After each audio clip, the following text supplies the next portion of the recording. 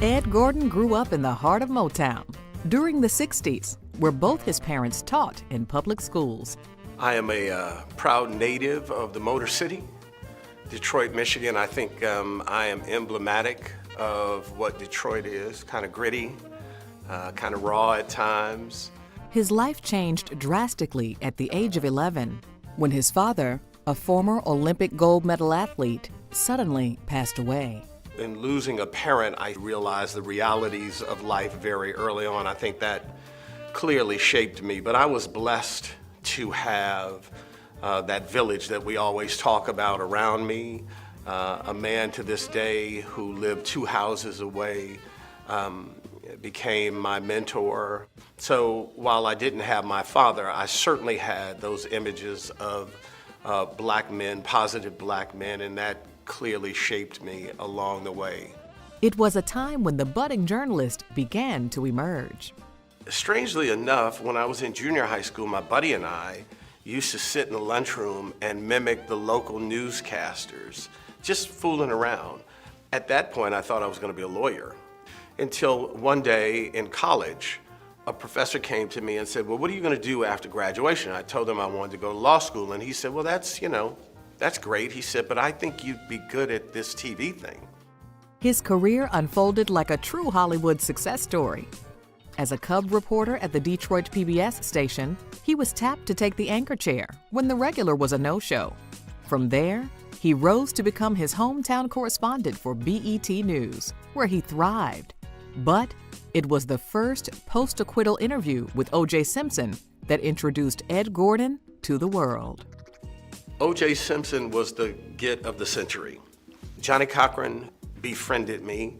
We ended up getting the interview, and I realized that night that I wasn't just trying to look good for Ed Gordon's sake. I wanted to look good because the media had said, well, black reporters wouldn't be unbiased. How could that be? It's not going to be a good interview. And so I said, I'm going to show them that we know what we're doing. Gordon vaulted from that groundbreaking interview to MSNBC and a stellar 4-decade career that included 60 Minutes to anchoring on National Public Radio and hosting BE's Our World with Black Enterprise. Welcome to the premiere edition of Our World with Black Enterprise. For his interviews of the famous and the infamous, he's earned numerous awards and accolades. I've been very blessed to work for a number of giants in the industry. Obviously, Mr. Graves, who most of us grew up with and certainly admired. Bob Johnson is another, the owner and founder of Black Entertainment Television. What's been great about my career is it wasn't just politicians. It wasn't just celebrities. I kind of ran the gamut. The interview that meant the most to me, without question, hands down, Nelson Mandela. His ability to overcome all that he did, lead that nation, was astounding to me. Even with his extraordinary success, he has wrestled with doubts along the way. It's not an easy business, but being a black male in America is not an easy business. You know, you struggle any given time in your life. And so I tell young people, particularly young black men, believe in yourself first, not the bravado of being a man. That's easy. And what does he hope will be his lasting impact? I understand there's so few people in this world that leave a true legacy that impacts the world.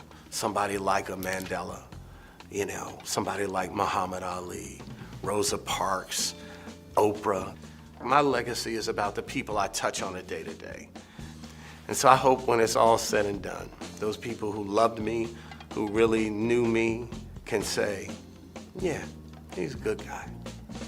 For the pioneering work that opened a generation to opportunities in journalism, his dedication to the highest standards in every encounter, and his leadership on and off camera, Black Enterprise is proud to present the 2024 Black Men Excel Earl G. Graves Sr. Vanguard Award to Ed Gordon.